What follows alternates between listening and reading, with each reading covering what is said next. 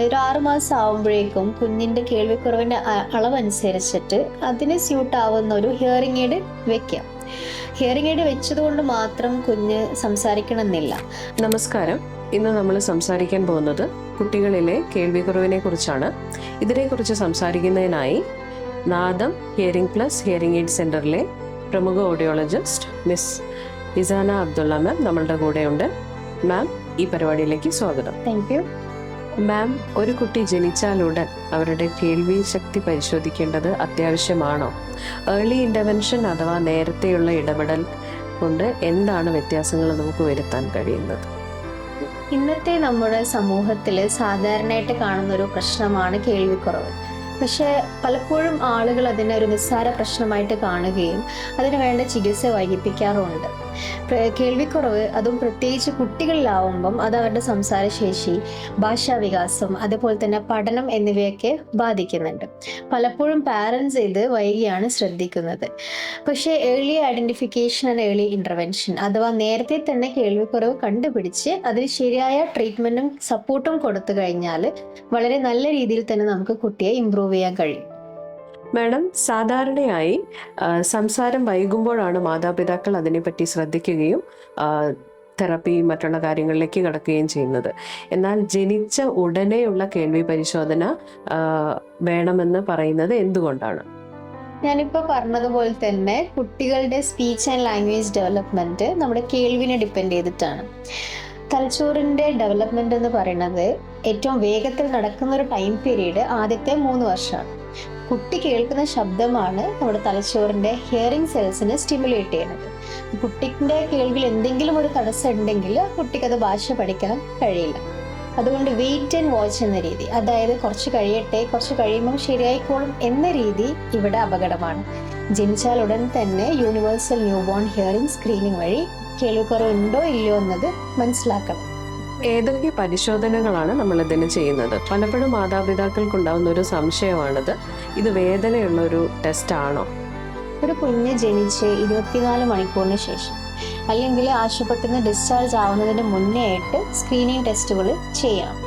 OAE, auto acoustic emission, അതുപോലെ AABR, automated auditory brain stem response എന്ന screening ടെസ്റ്റുകളാണ് ചെയ്യുന്നത്. ഇത് ഒരു കുഞ്ഞ് ഉറങ്ങിക്കിടക്കുമ്പോൾ ഏറ്റവും വേഗത്തിൽ തന്നെ ചെയ്യാൻ പറ്റുന്ന ടെസ്റ്റുകളാണ്. അതുപോലെ തന്നെ വേദനകളോ ബുദ്ധിമുട്ടുകളോ ഒന്നും തന്നെ ഉണ്ടാവില്ല. ഈ ടെസ്റ്റ് ചെയ്ത് കഴിഞ്ഞാൽ കിട്ടുന്ന റിസൾട്ട് എന്ന് പറയുന്നത് പാസ് അല്ലെങ്കിൽ റഫറാണ്. പാസ് എന്ന് പറയുമ്പം കേൾവിക്ക് ബുദ്ധിമുട്ടൊന്നും ഇല്ല എന്നാണ്. പക്ഷെ റഫർ എന്ന് കാണിക്കുമ്പം അത് കേൾവിക്കുറവുണ്ട് എന്നല്ല, മുമ്പോട്ട് ഇനിയും ടെസ്റ്റുകൾ ആവശ്യമുണ്ടെന്നാണ് മനസ്സിലാക്കേണ്ടത്. മാതാപിതാക്കൾക്ക് വീട്ടിൽ വെച്ച് തന്നെ ഒരു കുട്ടിക്ക് കേൾവിക്കുറവുണ്ട് അല്ലെങ്കിൽ സംസാരത്തിൽ ഡിലേ ഉണ്ട് എന്നുള്ളത് എങ്ങനെ മനസ്സിലാക്കാം? കുട്ടികൾക്ക് ചില മൈൽ സ്റ്റോണുകൾ ഉണ്ട്. പാരൻസ് അത് വീട്ടിൽ നിന്ന് ശ്രദ്ധിക്കുകയാണെങ്കിൽ ഒരുവിധം കേൾവിക്കുറവ്, അതുപോലെ സ്പീച്ചിൽ വരുന്ന ഡിലേകളൊക്കെ മനസ്സിലാക്കാൻ പറ്റും. ഒരു കുഞ്ഞ് ജനിച്ച് 3 മാസം വരെ വലിയ ശബ്ദങ്ങൾ കേൾക്കുന്ന സമയത്ത് ഞെട്ടുകയോ അല്ലെങ്കിൽ ഉണരുകയോ വേണം. അതുപോലെ 6 മുതൽ 8 മാസം വരെ കുഞ്ഞിന്റെ പേര് വിളിക്കുമ്പോൾ അല്ലെങ്കിൽ ഒരു ശബ്ദം വരുന്ന വശത്തേക്ക് തിരിഞ്ഞു നോക്കണം.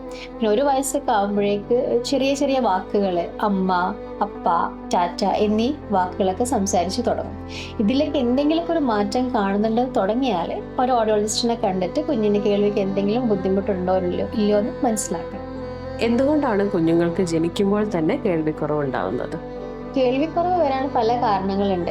അത് ജനിതക കാരണങ്ങൾ കൊണ്ടാവാം, അല്ലെങ്കിൽ പ്രഗ്നൻസി ടൈമിൽ എന്തെങ്കിലും ഇൻഫെക്ഷൻസ് കൊണ്ടാവാം, അതും അല്ലെങ്കിൽ പ്രസവ സമയത്തൊക്കെ കാണുന്ന എന്തെങ്കിലും ഓക്സിജന്റെ ലെവൽ കുറവ് കൊണ്ട് ആവും. പക്ഷെ ഇതൊക്കെ നേരത്തെ തന്നെ കണ്ടുപിടിച്ചാൽ ഇത് പരിഹരിക്കാവുന്നതേ ഉള്ളൂ.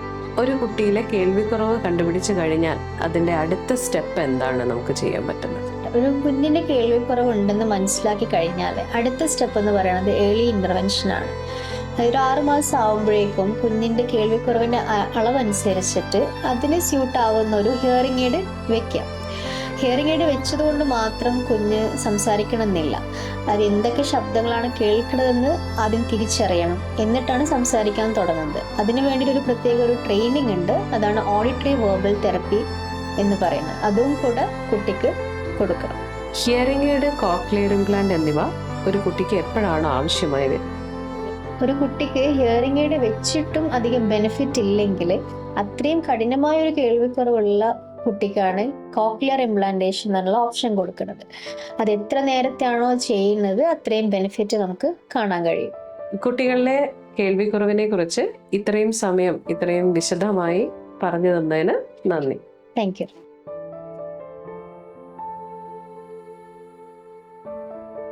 നടം റീഹാബ് സെന്റർ കോഴിക്കോട്.